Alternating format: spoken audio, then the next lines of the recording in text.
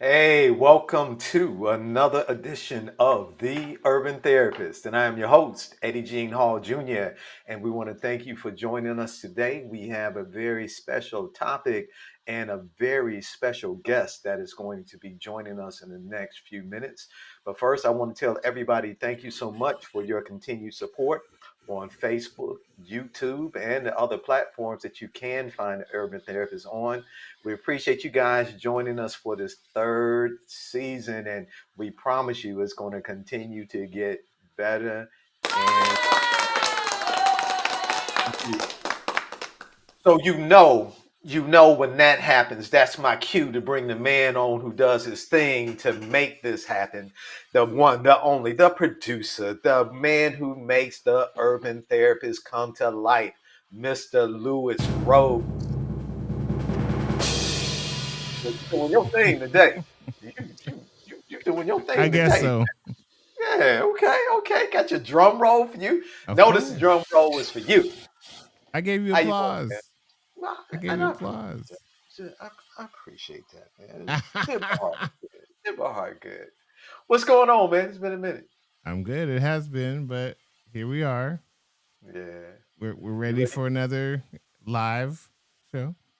Yeah, and this is new for us folks starting this year. We're starting the season out doing the shows live. Hmm. So, because when we first started, everything was pre-recorded and we were posting them up. So, So we're gonna tell our listeners to bear with us while we get the organic flow. yeah. And the other thing is, I can't cut the bloopers out. So if I mess up, it's a mess up. Y'all gonna see You it just for gonna y'all get the to see. mess ups. You're gonna get the unadulterated dirty. It's gonna be what it's gonna be. But you know what? We like it. And I want y'all to know this was Lou's idea. He's like, yo, Ed. And he's been trying to get me to do this for a minute. He said, we need to start doing this live. I'm not going to say you. He said, we need to start going live. And again, I appreciate everybody for joining us and those of you who've been following us. And hey, by the way, real quick, last week, I was up in Ohio visiting my son, Demetrius Amici Hall. And we did a special interview with Demi. And I want to just thank all of you who watched the video, responded, sent your well wishes, and continuing to send your prayers. We're going to continue to send you guys updates on how he's doing. And we just want to tell you all thank you so much for your continued prayers and support for Demetrius as he continues to recuperate, continues to get stronger. And hey, man, we just want to say thank you because it's Absolutely. And listen. that interview can be found on our social media. And since you're the man, so where we are on, Lewis's got us on YouTube, Uh-huh. Spotify, where else? Apple. Yeah. Are we on Instagram too? We can be.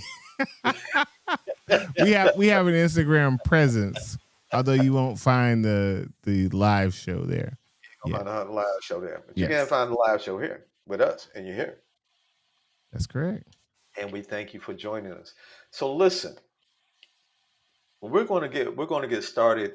We're going to get started. I want to share something with you before we bring our guest on. She's a very special young lady that I've had the pleasure of meeting a couple of months ago in an interview, not an interview, but in a community event here in Alachua County. And our topic for tonight, Lewis, is we're going to talk about abuse, and we're going to talk about it from the perspective of childhood abuse and domestic violence in general.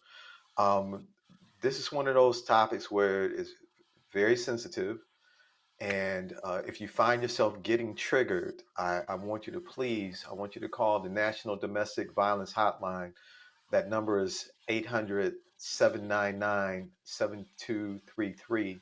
And again, that number is 800 799 7223. I want to share with you a couple of statistics as far as domestic violence is concerned. It says an average of 24 people per minute are victims of rape, physical violence, or stalking by an intimate partner in the United States. Mm. and more than 12 million women and men over the course of a single year. Over 12 million people. Nearly 3 in 10 women, 29%, and 1 in 10 men, 10%, in the US have experienced rape, physical violence, and or stalking by a partner and reported it having a related impact on their functioning. And listen Wow. to this. Just under 15% of women, that's 14.8, and 4% of men.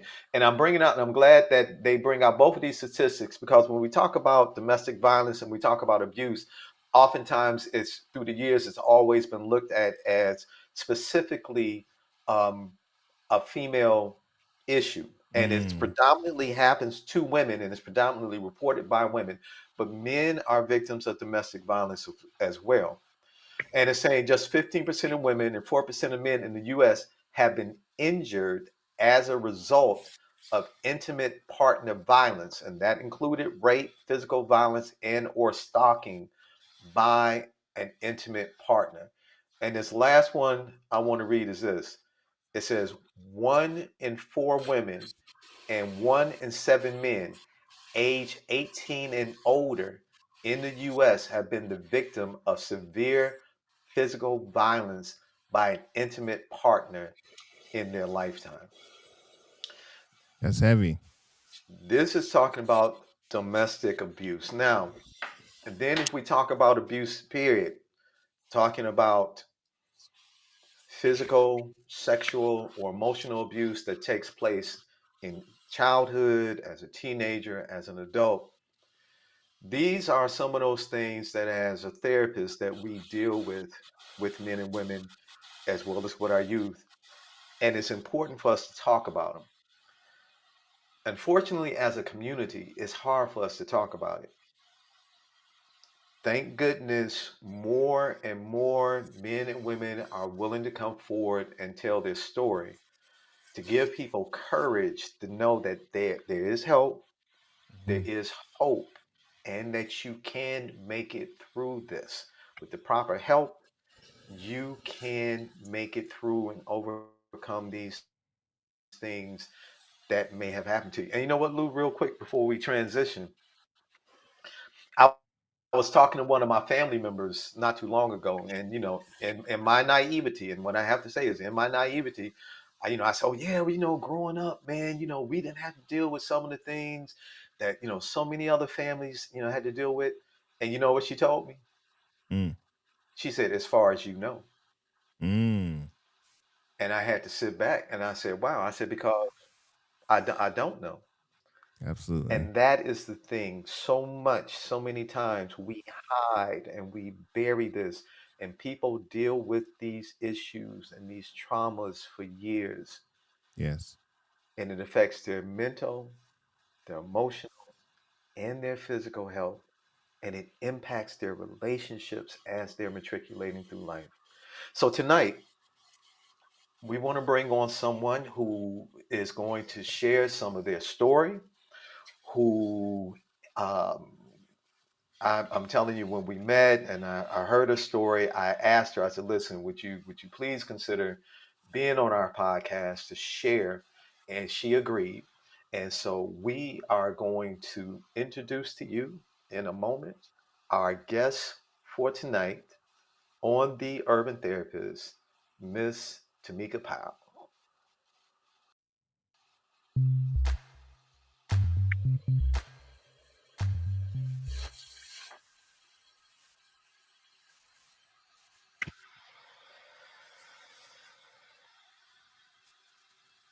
Hey, good evening, Tamika. Good evening. How Can are you hear you? me? I was going to ask, did the cat get your tongue for a All minute? right, Yeah. Can good, you good. guys hear Listen, me? thank you for joining me tonight. Yes, we can hear Hear you you. We now. can hear you. I'm here. Okay. All right. So let me just do Okay. it by way of introduction.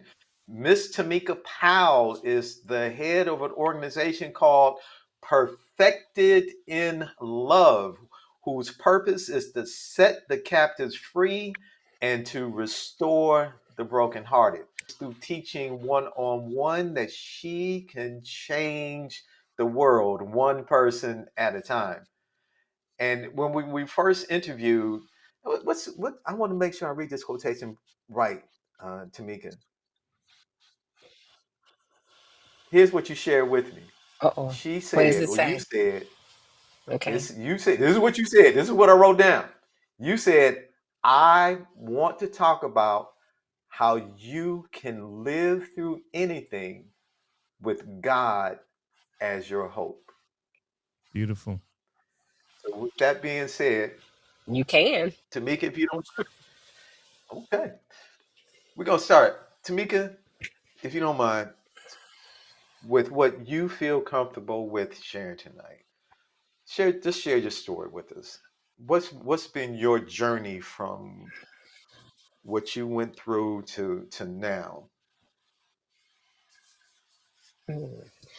I first want to start with this in no way because there are some people that still are alive and have to deal with the situations that we grew up in. So in no way do I want to tarnish or re-traumatize anybody that has already been affected by this that's in a part of my family or destroy any loved ones because some of them have went on.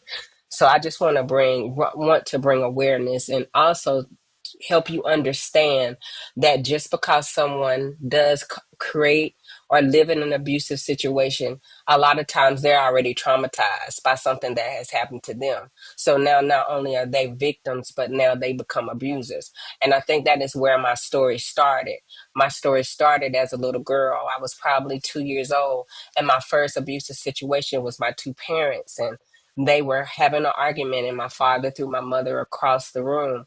And the only thing I remembered was her getting up and blood was running down the side of her face. And my next memory was me in a car traveling out of town. And when we walked into that door, the young lady that opened that door, the first thing I saw, she didn't say a word, but the first thing I saw was pain.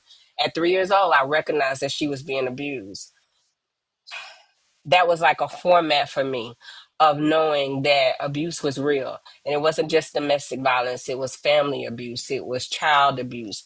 It was things as for I'm gonna say my first 10 years was not it wasn't physical abuse, it was more mental abuse, emotional abuse. It was child neglect in the aspect of not getting the love that I needed, not being nurtured, not being cared for, not because my loved one was a bad parent. It was just she was focused on her own traumas. She was dealing with the things that she went through. She dealt with being married to a man who abused her, and I was the victim of that trauma. I was the face of that trauma because I looked just like the person who abused her. So when she saw me, she saw her trauma all over again, which probably highlighted a lot of the reasons why I got the bulk of some of the abuse that I had to go through as a child. So can I jump in for a second right there? And again, Yes. I appreciate you coming on the air, and I love something that you said starting out. This is not to reopen any wounds. This is not to recreate trauma in other people's lives, but to give an opportunity for people to understand there is life after this. One of the things that you said that I found to be true, you said that the hurt that you were experiencing as a child, you recognized later, or even at some period in time, that your mother had been abused before herself, correct? So Yes. that history transitioned into your life. Yes. Yes. Very much so. And I think for me, a lot of people talk about the fear that they go through as child when they're hearing their parents argue and fight. I don't think I focused on the fear. My thing was, for me, I settled probably more so with my stepfather. I had two stepfathers. My first stepfather was the most loving, caring man to me that I have ever encountered. And when I saw my those two parents fight, I saw I have to defend my dad. I saw my Mhm. dad was the one who was the nurturer. My dad was the one who showed me affection. My mom, because she was going through her own thing, she was kind of displaced from me in some aspect. And I think she maybe was trying to fight her own journey, dealing with her own thing. I can say one thing about her. She was very strong on helping other young women. And I think her focus on helping other young women, she didn't have the opportunity to sit with us and help us and see what her children were going through. So that frustration was again. So I think it was more at that time from my first years up until 10 years old, it was just a lot of beatings, a lot of whoopings, and a lot of um the normal things that children go through, those harsh words, you're stupid, you're not pretty. She never told me I was beautiful. She would just say that's my black baby. And for me, back then, being black was not a beautiful thing. Being black was something we were automatically shunned. I was the darkest one in the household. My sister and my brother were light skinned. So for me, that wasn't something that I was happy hearing. I don't want to She was shaving my hair off. I think my first time she shaved my hair, I was in the first grade. I was in the second grade, and she just decided that I didn't need my hair, and she shaved it off. And so I went through that up until about the ninth grade, and so my self esteem was shot. It was hard. I never understood why she did some of the things that she did. I'm pretty sure at that time she had her own reasons. For me, I'm a kid. I woke up one morning with hair, go to school the next day, I don't have any. So not just being picked on, but having a sense of not knowing that I'm beautiful, not knowing that I'm special. My mom's telling me, you know what? Go get the scissors. That itself is more abusive, more painful than anything because I'm being a party to my own hurt or my own demise. So I became more like of an introvert. I was never the child, like I said, that was afraid. It made me kind of tough, made me kind of strong. So I fought my way a lot of times through school. Well, I hold learned, on, real quick, Tamika. So, hmm okay, take me back up just a minute, because I yeah, want you to I want you to take your time. Okay. okay, When you talked about your mom, you shared an incident where your mom just came in and just for no reason, she just cut your hair. yeah, And you talked about how that affected your self-esteem, your view of yourself dealing with kids. So when we talk about abuse, the reason I want to stop there because I think a lot of times people think of abuse just from the physical pain yeah, that they may inflict on a child. But doing things like that, taking those things that directly relate to a young person's self-esteem, yeah, like their hair or how they're able to go to school dressed, and take care of themselves and present in a certain way, that's a form of abuse as well. definitely. And people don't understand that that can make a drastic imprint on someone. Now, you said something, you said that it made you tough. How did these things at that young age, dealing with that, going to school, after your mom's doing that, having to be with your peers, how did that make you tough? How were you able to deal with that? The very first time she shaved my hair off, she didn't actually shave it. She cut it down to probably like less than an inch. Okay. And I went to school and I was very determined. I was very determined. It was picture day. I was determined I was not going to go take that picture. And I went in the classroom. I think I just had good teachers. I went in the bathroom. I was not going to come out of the bathroom, and my friends came in, and we had this group of girls. And one of them, she rallied around me, and she got all of our other friends, and she said, "We are not. Nobody is going to pick on you. None of the boys are going to be mean to you. We are going to keep you safe." And for me, When I heard that, even though, and they let me cry, and I think I cried. We sat in that bathroom probably got a good 15, 10 minutes, about 15 to 20 minutes in the second grade, and we just cried together. It was probably about eight of us, and we cried together. And so I felt strong because I had an army rallying around me. And so I had somebody that can say, no, Tamika's not what you consider bald headed on purpose. She's bald headed because her mom took her hair out. So no Wait a minute, let me ask you this boy. real quick. Wait a minute. So these were a group of second graders Yes, that surrounded you, and it was second grade is what, 7, 6, 7 years yes, old, something like that. yes. So, so this were a group of little kids Hmm. rallied around you and said, "Yo, we gonna take care of our friend today." They did. And to be You know honest, what? we're friends That's beautiful. today. Really, Yeah, see, that's yeah, you we're know friends today. that just goes to show how love, caring, and concern can develop. You have children who can recognize that, and I appreciate you sharing that spot, especially with some of the things that's been in the news today about what's going on in some of our schools.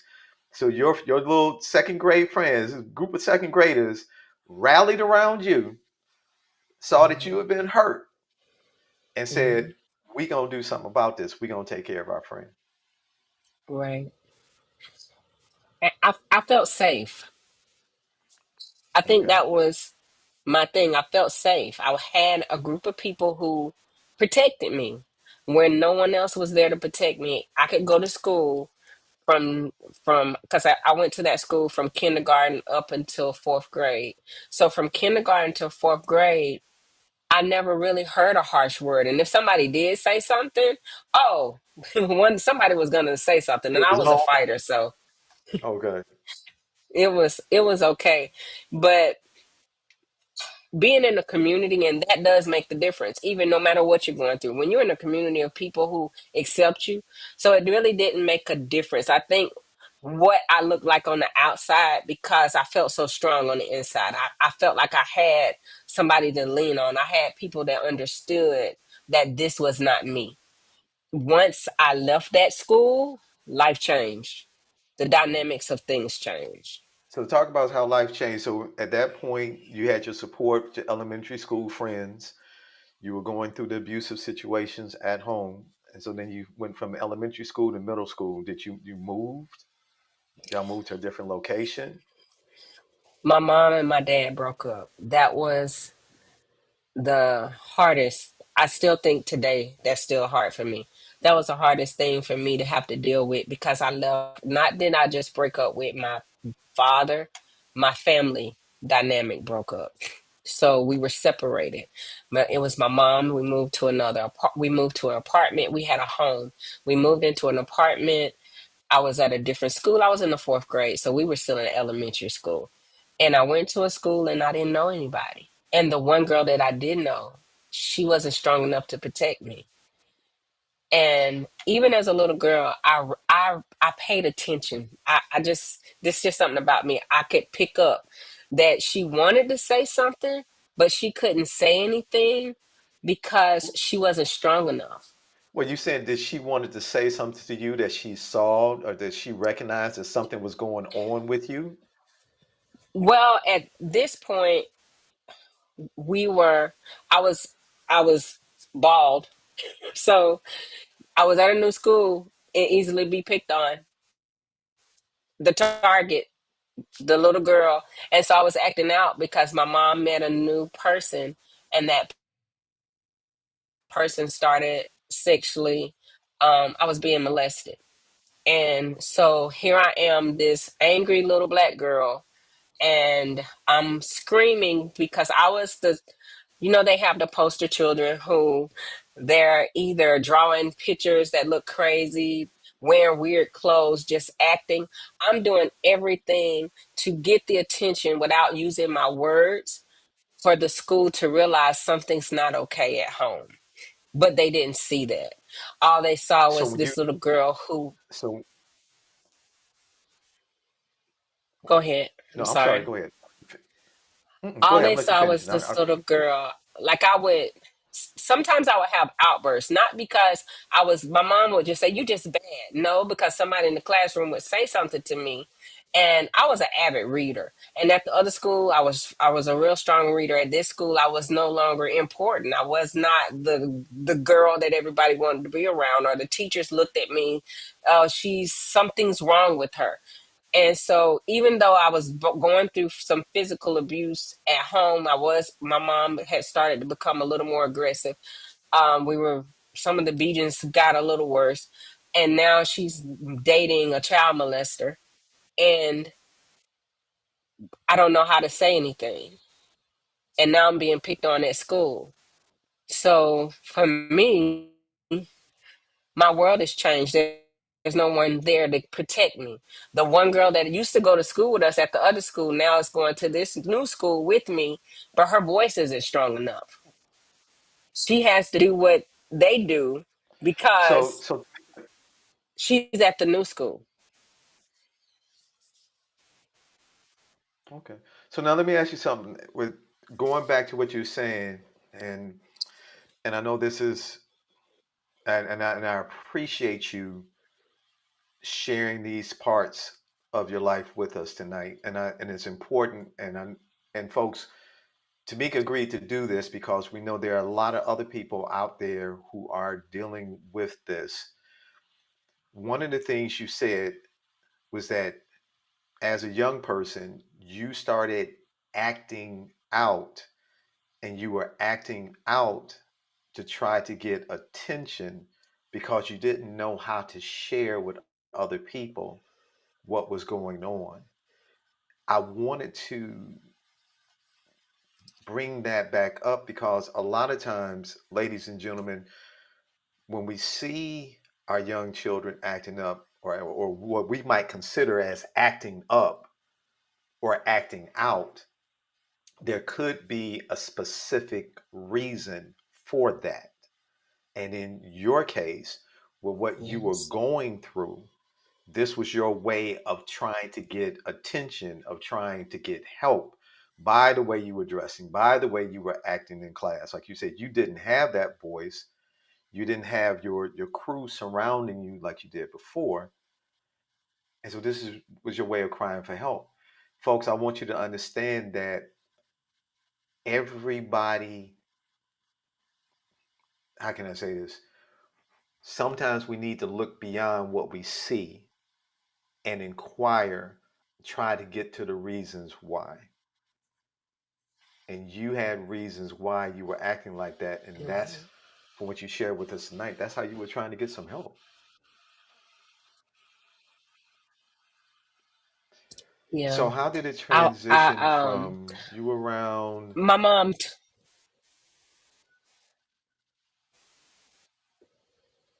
10. you around 10? Okay. Go ahead. Looks like we're having a little delay, but I Yeah. think it's going to work itself out When as we the continue. So this is around 10 years old when your mom started this new relationship, and then you wound up being sexually abused by her new boyfriend. Okay. How long did Yes. this go on? It went on for 9.5 years. For 9.5 years.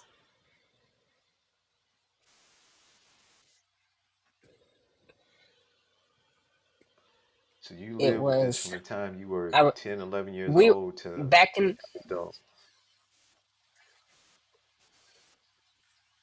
18. I was 18 years old when it stopped. I made it stop. I think one of the biggest things, and I want to say, in because if we're not educated, we don't know. When we don't talk to our children, back when we grew up, it was you do what I say, not what I do. You go in the room, you don't talk around grown folks. So we weren't taught to come and share what's going on. My mom did tell us that if someone touches you, you scream. So in my mind, if someone touches me, I scream. And one particular instance, and so it wasn't a place where it was an open door where we could talk, and I could just come in the room. And it's not that she was being mean. I don't think any person who's being molested, you're going to either go through fight or flight. And that particular time in my life, I was probably in a flight experience. I was afraid. I didn't know this is my first time. My other dad was never ever sexual. His touches was always gentle. He didn't believe in whooping us. There were just certain things. So now I'm with a new person and he's tickling us. He's doing things that we've never ever been introduced to, because our father was very, he taught us the old school way: men don't touch little girls. So here we are, and I'm in a new atmosphere, and this person starts out with just tickling us. And he does this, and most of the time they're grooming you right in front of your parents. A lot of times parents have no idea. He's grooming, tickling, playing. My mom didn't have an idea. She was warned, don't let that man touch your kids. Oh, he's not doing anything. And he decided one day, when we were asked to be kept by him, and he took me in the bedroom, and he decided to put his hands on me in places that he shouldn't. I didn't fight. I froze. I didn't say anything. I did not know what to say. I think after a while, that's when my mom said, if someone touches you, you scream. So I would just scream. So one particular day, he came over to visit and visit her. And by then, I was like, okay, so I'm going to scream.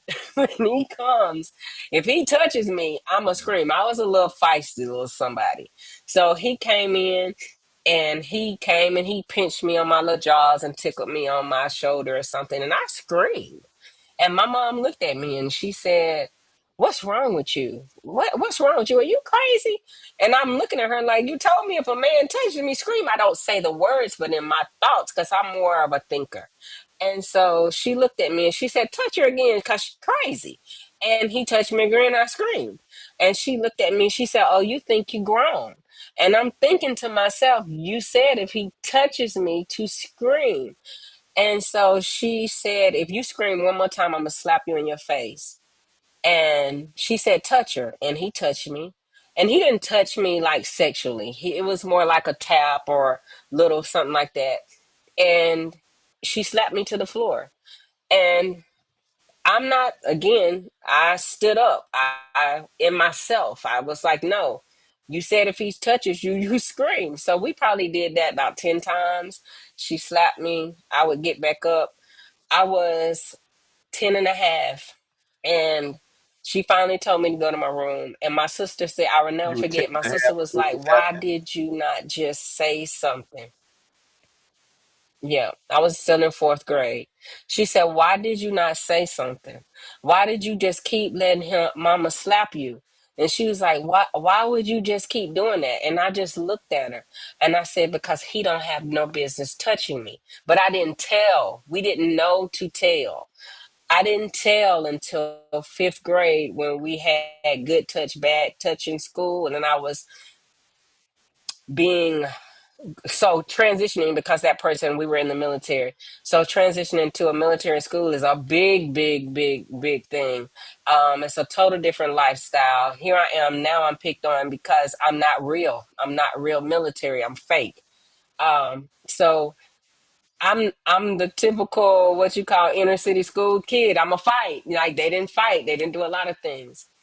And the good touch, So bad touch Tamika, show came on. Hmm. yeah, Can you hear I know me? we're still having a little delay, but if you can follow me, I can hear you. But if you can follow me on something, Okay. I just want to bring out real quick, going back to the touch, when you said they were having the classes about good touch, bad touch, and when he touched you and you screamed and your mother, said, "Oh, you being grown," and you got in trouble. I want to bring out right there, like you said, she didn't pay attention. I want to encourage parents, grandparents, aunts, uncles. Look, folks, don't force your children to play with adults. even if they're relatives. Because what Yes. happens is it creates that thing of making them think they have to do what an adult says, right? And so if your daughter or your son doesn't want somebody they don't know, or even if it's somebody that they do know, if they cringe back or, if they run, it may not be anything to it. But then again, it just might be. So pay attention to that and don't force a little child don't force a child to run to an adult or to go Mhm. to an adult or to play with an adult just because y'all are related, Exactly. because you don't know what may be happening. And please, as Tamika was bringing out right now, the signs were there. Tamika, why do you think your mom, if you don't mind me asking this, why do you think your mom ignored what you were trying to say to her, or what you're not trying to, you did say it? Why do you think she ignored it? If I could be honest, as an adult today, I think it was because she was overcoming her own hurt. Okay. I don't think she could see it. That's why I tell people, please don't judge her. Please don't be mad at her because she's human too. Um, she couldn't see it because she was trying to fight through her own pain. At that time, at that moment, she didn't see it. Okay. It hadn't So it's been. possible for us for a person not to recognize it because of the Mhm. situation they're Yeah. Sometimes it because it doesn't look like abuse in front of you. Most molesters, they're very cunning. They're very crafty on how they do what they do. They will, if it's just a, you can so come sit in my lap, and that child is not going to act crazy because he's already either said something or she said something or done something to keep them from responding. So you're gonna be, it's a subtle thing. When you walk by, you hug a little extra hard. You squeeze in a place where nobody would notice that you're squeezing, so all of the time, it does not look like what it is. Sometimes it can look like what it is if you pay attention to your child. People now, I think we're a little more educated, so we know the signs to look for. My child's behaviors are different. They're acting up in school. The grades are dropping. Things like that. They're going in isolations. Some of us. But back then there was not a lot of talk about it. It wasn't something what goes on in the house in. stays in the Yeah, house. especially in So our community. Yeah, in our especially in our community. community. So I think, and she wanted security. She wanted someone to love her. She wanted someone to help her raise her three children. So she would victimize herself because it wasn't just me and my siblings being victimized. She had to be victimized too in herself to allow it to continue to happen. That's also So abuse for domestic her. violence. Yeah. So abuse just just does not affect directly the person that we think is targeted in sharing their story, but everybody around them in their circle, in their sphere, could be could be directly affected as well. So with what Yes. so when you went Yes. through so we're going through that, acting out in school, you said it finally stopped. If you don't mind sharing with us what became the breaking point? What became the the transition of we finna bring this part of my life to a close right here. I was 18 and a half years old. And I had told every year. It wasn't a year that I wasn't in the schools, telling the schools something that was going on in my house. So I wasn't new. It wasn't something new anymore. Um,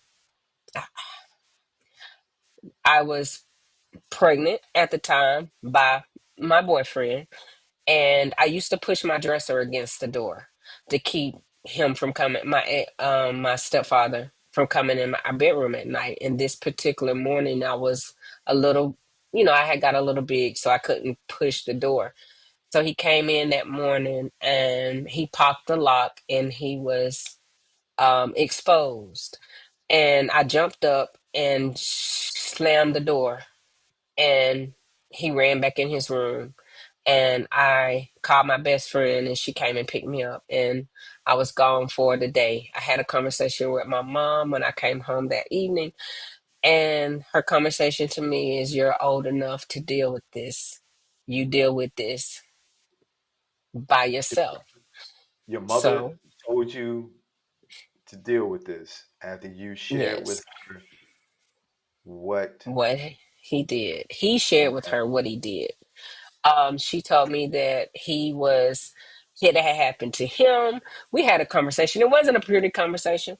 I said to her, "I'm your like blood is Wait, thicker than water." Like he shared with your stepmother that he had been the victim of abuse as well growing up. he shared with my mom. Yes, he had been a victim, and she was like, "He been a victim. You don't know what he's been through." And I looked at her and I said, "Just because it happened to him, don't mean it has to happen to me." Right. And she said, "Deal with it." So I did. And the way that I dealt with it wasn't pretty. I think I had a lot of anger, a lot of rage inside of me at that age. So I Well, went in the you room. have a lot of anger and a lot of rage inside of you. So Yeah, but it was so I went in. I told her, I said, when he comes home from work, then we're gonna have a conversation. He came home from work, and I went in the room before he came home from work, and I got a big butcher knife. And when he came home, I went in my bedroom, I got the butcher knife, and I said, "If you ever come in my room again," and I said some very, very, very unclean things. I told him that I would decapitate him in some areas and do some things. And I told them if they take my knife, that I would do some more things. So my best friend told me that next morning, she called me. She said, "I don't think it's a good idea that you stay home." So when I left and I came back home, I had 5 locks on the inside of my door. And he said, "Use them," and I did. And he never touched me again. And I moved, yeah. and so, mm, so he put 5 locks on the door for you. Hmm. Mom's said, deal with it. Hmm. So you dealt with it, and I can't hear, but I'm sure I can hear a lot of sisters out there saying, "Yeah, you should Yeah. have had 2 knives, and No. probably went ahead and did the Lorena Bobbitt on it anyway." But No. you took a stand.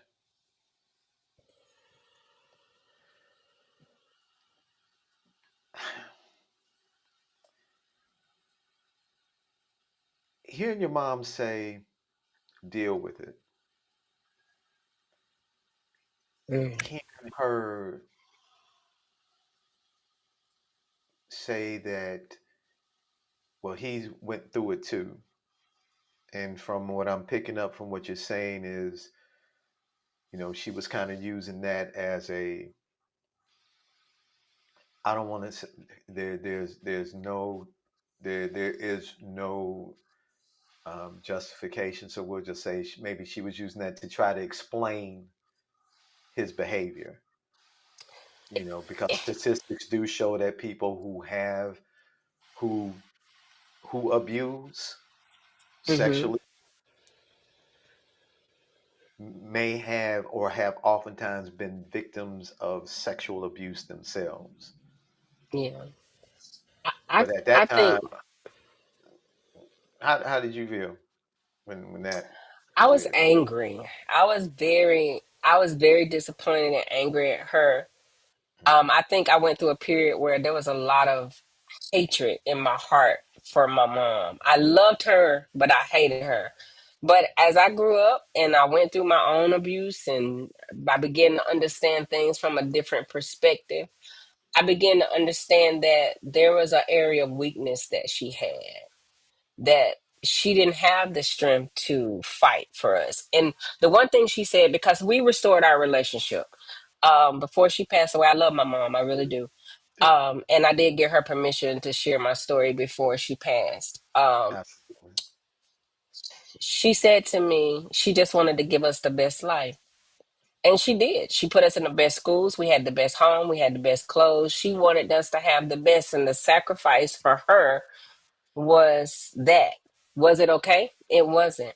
But my mom was wounded. My mom was abused. My mom went through, and I can imagine what that felt like to be victimized and see a man do these things to your children, and you don't have the strength to stand up on your own 2 feet. Am I making excuses for her? No, I'm not. But I'm Mhm. saying there are a lot of women out there to this day that don't have the strength to stand up to fight. They So don't let's have the strength no, no, to no. do Go ahead. anything. So, Mm, so I appreciate you bringing the humanity to mhm, this, because a lot of times when we talk about domestic violence or we talk about childhood abuse and we look at um, the things that have happened in the family, we can be very judgmental. Now, like you said, this is not, and I so appreciate you saying you're not making any excuses for your mother and for what happened, but you're explaining why, the reality of mhm, why some families are in this situation. And mhm, it's not as easy as people think emotionally and mhm. mentally and financially and socially to get out, especially if you don't have the help, the resources, or the knowledge, to be able to Right. do it. It takes courage It did. to be able to step through and step out of that. And real quick, folks, again, I want to share with you it's the National Domestic Violence Hotline. That number is 800-799-7233. Again, that number is 800-799-7233. If you are listening to us right now and you are in this situation, we want you to shut us off. We want you to take that number and we want you to make that phone call. So Tamika, you shared with us a big portion of your life and how it affected you, the reality of what your mother went through, what you all went through as a family. So let's fast forward a little bit, if you don't mind, because I know there's so much more to your story. I'm looking back at our notes, Uh, and one show was just not enough time to get into it. We can actually do your life in segments, and I know you have a book coming out pretty soon. We can actually do your life in segments and talking about the different things that have happened. But if I can just go back for a minute in dealing with the childhood abuse, and like you said, now looking at it as an adult, you had an opportunity to reconcile your feelings for your mom in seeing things from her perspective. Like you said, you got the best financially and socially as far as having things, but that price of what you suffered emotionally and physically because of what she thought was best and because of what she thought was most important.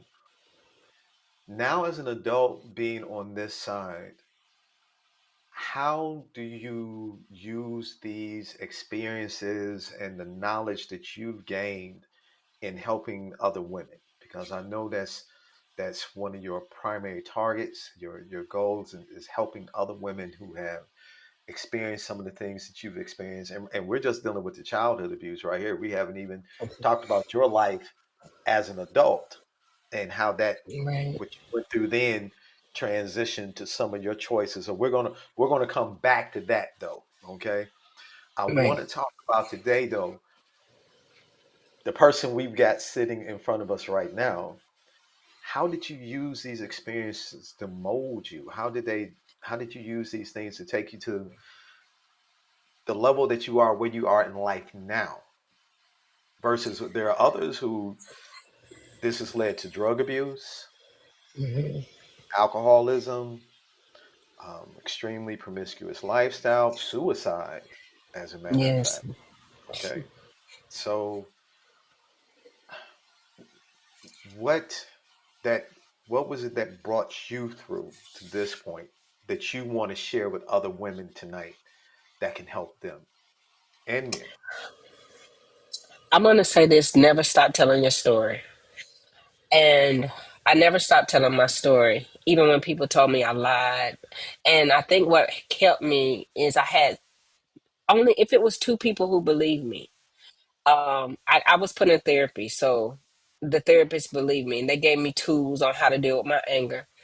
But what I would say to a woman or a man who is going through this, that you gotta get your help.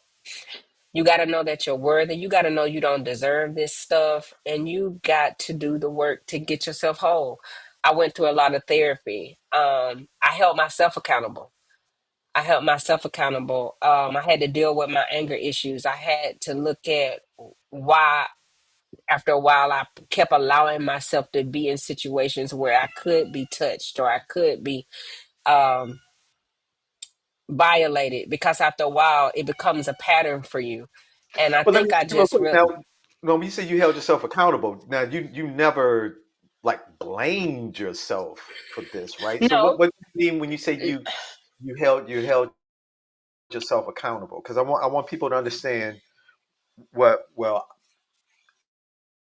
I know what it means to me when you say it, but if you don't mind, when you say I'm gonna. you held yourself accountable, because some people go through the thing where they say, "Oh, well, it was my fault, and if I hadn't done this, and if I hadn't done that," and as Mm-mm. a child, it's not your fault, you know.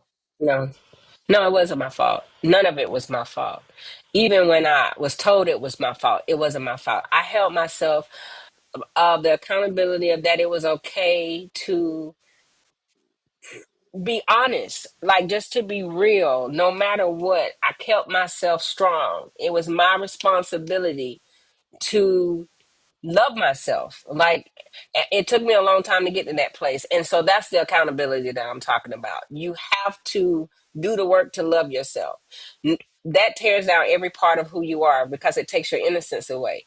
And when your innocence is taken away, you don't even know who you are. You don't even know how to be or become. So I had to do the work as an adult to say, you know what? I'm accountable for my own healing. So I'm what was some of accountable the for what was some of the work. yeah? What was some of Um, you did some? I know you said you did therapy. I did therapy. Um, whew, I journaled, I talked, I cried, I shared my story, and they tell you not to tell your story. Tell your story. Tell somebody what happened to you. Number one, talk to the Lord. Like if I didn't talk to Him, I can say, yeah, I went to therapy, I did all of this stuff, but I got a relationship with Christ. Number one, and for Okay. Him to tell me that I was loved, and for him to tell me that it's not okay for people to hurt me, and that love does not hurt, that love covers a multitude of sin. He showed me that this was not okay, so he gave me strength to stand. And he also gave me the strength to forgive, because that was one of the key elements. I had to forgive. I didn't forgive my mom for my mom. Mhm. I didn't forgive my stepfather because I forgiven him too.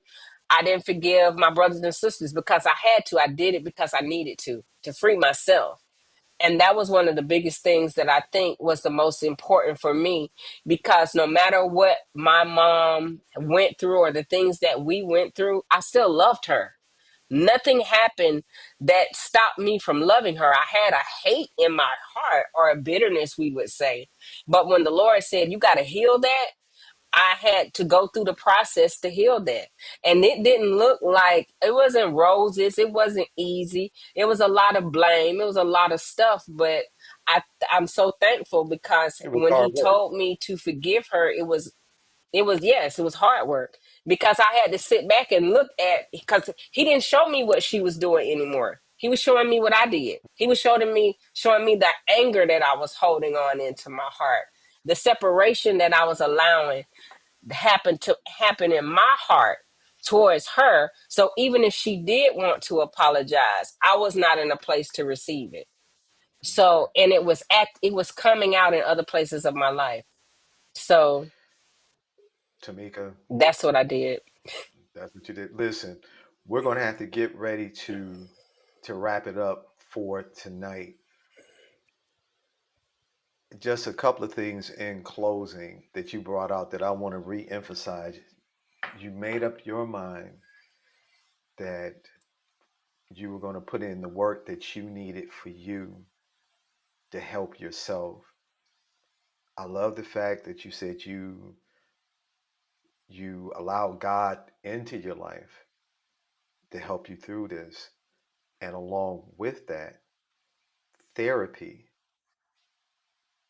that you use that you participated in that to help you in working through. And folks, I say this as a counselor who just happens to be a Christian.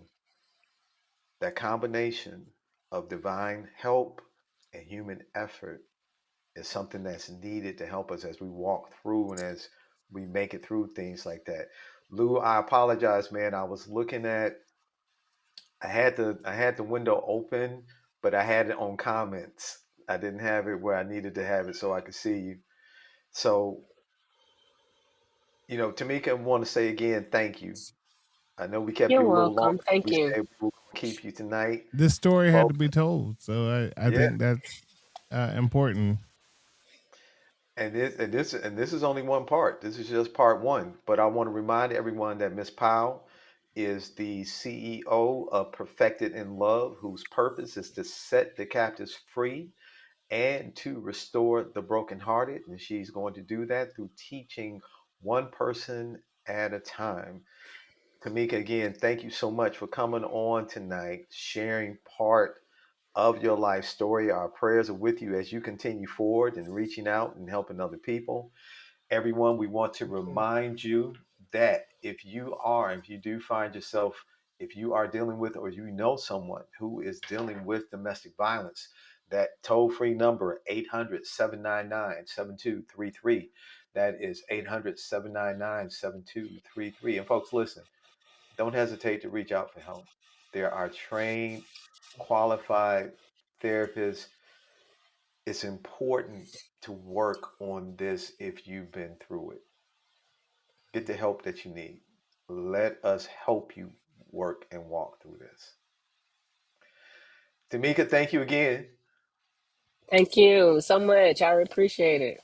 And listen, we're gonna have you back, and we'll do a part two, so we can do with deal with Okay. the other deal with the other part, dealing with as an adult and things you dealt with, and how you worked your way through that. Lou, thank you, bruh. Absolutely. I was Thank you. going to remind everybody that we can always follow the Urban Therapist podcast on all of our platforms where you might find any podcast. You'll find the Urban Therapist, including YouTube, Spotify, and Apple Podcasts. And we also want to let you know that um, our resident urban therapist is a real life I was about to practitioner. say that. I Mm-hmm. was about to say it. I was Okay, about well, to I'll say let it. you And say it then. again, okay. But hey, you was doing such a good job. Yes, folks, I am a licensed mental health counselor.